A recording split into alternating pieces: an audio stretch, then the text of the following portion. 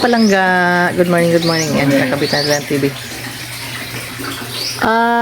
Little bit, no? Baba mo na konti dyan sa'yo, Ricky. Okay lang yun, up, that high. Okay na yan. But, honey, Ricky is little bit higher. You are little bit lower.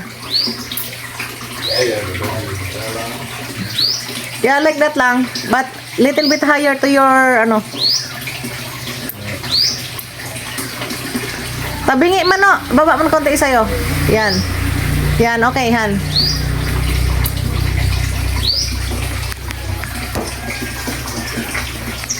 Kakabit na nila. Sir, lalo ko. Ang saya ko, guys. Hindi talaga ako makakapigil. Kasi ako na po bumili. Shout out kay Sir. Ang saya ko. Sa bahay lang minsan, pampasaya ng lives. Pag may oras sa kusina, apoy ay naglalight. Tikim-tikim muna, sarap ng bawat bite. Ayan na ang tawag, dorang layas. Di kailangan ng Mga palangga ang TV kasi pabalik-balik na yung magkakabit ng para magkaroon ng signal ang TV. Magdi-drilling sila. Mamaya na't maingay. Good morning mga palangga. So dalawang hakot na lang mamaya ng mga gamit papuntang building at saka dito. May papakita ko sa inyo. Ang ganda ng ng aking design. Papaampon ka? Nagpapaampon na naman sa akin. Kahit saan talaga ako pumunta, may pusang nasunod sa akin tsaka aso. Papaampon ka? Ha? O, diba? Ayan, ang aking bulaklak doon sa pang design ko. Pero ito talaga kasi ayaw na to ng asawa ko na paanuhan eh. Ayaw na niya nang gamitin ito. Pero gusto ko talaga tong lagyan ng lamesa. Lamesa at saka bangko. So, ready na kayo mga palangga, pero actually hindi pa siya tapos kasi maglalagay pa dyan ng kuryente. O tinan nyo, diba? Noong nakaraan yan wala pang bubong. Ayun pa yung mga gamit, mga nakatambak pa. Diyos ko Mariosip, masakit na yung paa ko pabalik-balik mga palangga. So ayan, nilagay ko siya dyan. Wow! Ano bang ganda, gawa lang siya sa kawayan mga palangga. Design ko yan. And then yan, may ilaw. Lalagyan ko ng kandila yan mamayang gabi para magandang tingnan sa gabi. Andun yung mga bulaklak, isang hakutan pa. Ito, tambak na naman ang gamit, mga palangga. Wala na ako sa sa araw-araw. Diyos ko, ayan, nakikita nyo. Ayusin ko pa lahat yan, mga palangga, yung mga nakatambak na yan. Para ay meron tayong space. Diba? And then dito, yan. Ayusin ko pa yan. Nakabit na rin yung aming TV. So ipapakita ko na lang sa inyo ang update mga palangga pag nakatapos na ako maglinis. Ito ng isang araw nagawa ko. Ayan. Mahirap kasi yung, alam niyo yung mahirap kasi yung mga gamit na mga maliliit. Mahirap ng kung paano mo i-display. Andun yan, tapos na rin yan dyan. Mga palangga, ayan ang aming pang-display. Andun yan. O, diba? Ang ganda na ba tingnan mga palangga? Ito ang aking lalagyan ng stock. Ayan dyan. Mabuti na lang may dala yung asawa ko na ganito. Galing Denmark itong mga palangga. Itong lalagyan ng baso. Ayan ang pinagkakabisihan ng lola nyo. And then dito, ayan. So yung table ko sa resort, napakinabangan ko, lalagyan ko lang siya ng pag ako'y nagluluto. Itong aking kusina dito. Maliban doon sa dirty kitchen sa labas, yun pang emergency lang pag halimbawa naubusan ng kalan. Ay, naubusan ng kalan. Kalan talaga. Naubusan ng gasol. So ayan, mga palangga. Ayan. Ayan ang aking And then, ito ang aking oven. Dito ako nagluluto ng tinapay.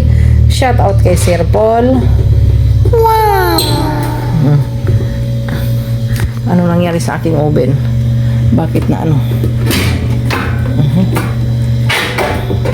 Yan. Na ano siya, mga palangga. Parang tumabingi man siya. Ayan. Kala ko tumabingi. Pagbuhat siguro. Ayan. So, ayan, mga gamit pa more. And then, ito yung aking cabinet from resort. Ayan. Ito yung sinasabi ko sa inyo, nilipat dito ng asawa ko, sinaksak agad. Ayan, nasira. Diyos ko, sabi kong ganun, hindi ka nakikinig. Sa kanila daw kasi hindi uso yun. Pag nadating daw, sinasaksak agad. Hindi pa nga siya na ano. Tawagan ko nga yung magre-repair niyan. Baka naalong talaga siya na hindi maintindihan. So, ayan mga palangga. Di ba? Kung gaano yan ka maliit lang ang aming bahay dito. Pero napakaraming gamit. So, hindi kasi ang iba. Kaya dinala karamihan. Ano lang dito? 20%. Ang 80% ay nasa building. Doon namin tinambak. Ayan, mga palangga. Nagliligpit ako ngayon, actually. Kasi kinuha namin yan doon na ito. Sabitan ng bag. Maraming bag pero walang laman. Kordoy na. Charot. Ay, naku. So, ganun talaga mga palangga. Mamaya na lang ulit mga palangga. Update na lang pag ano. Ibibidyohan ko to pag okay na. Kasi nakakahiya naman pag i-display ano. Ang dami ko pang trabaho. Diyos ko, pakain pa ako ng mga alaga ko. So, mamaya na lang ulit mga palangga. Yeah, mga palangga, tayo ay magluluto na. Magluluto na ako.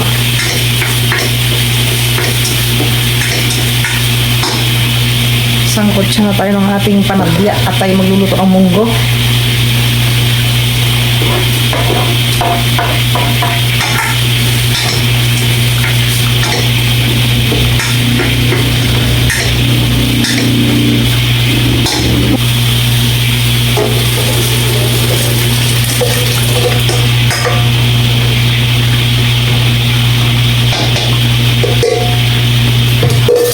Ayan mga palangga, habang tayo nalaga ng munggo, sinasama na natin ang baboy para siya ay lumambot kasabay ng munggo.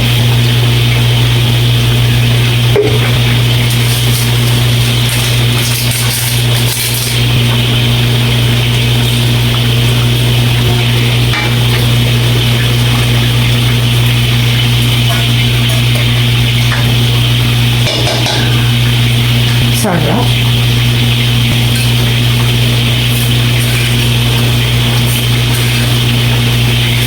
Ating fried garlic mga palangga.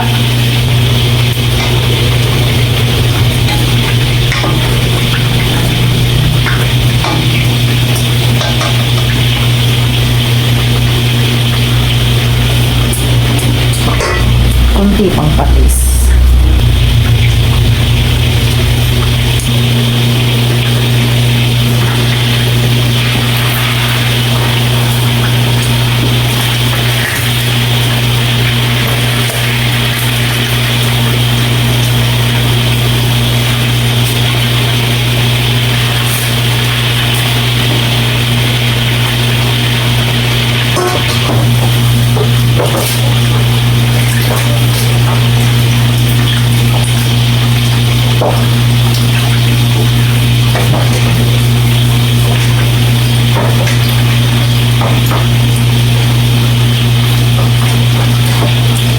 So, nilagyan na natin ang dahon ng palaya at ang palayang konti.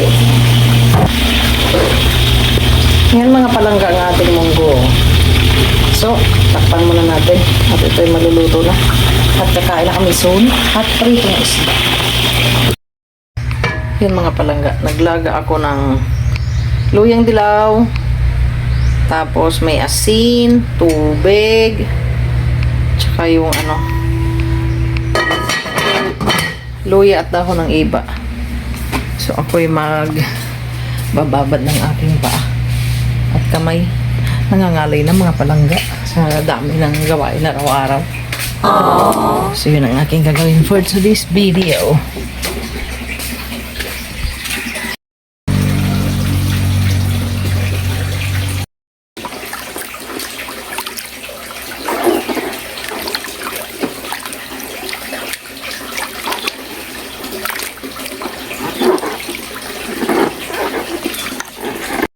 open hot water Yeah. like that. Ah, Too hot?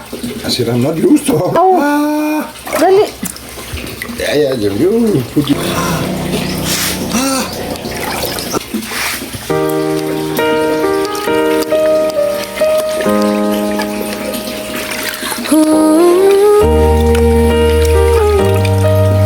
Mainit. Sa bahay lang minsan, lutong bahay vibes, halo-halo recipe, pampasaya ng lives. Pag may oras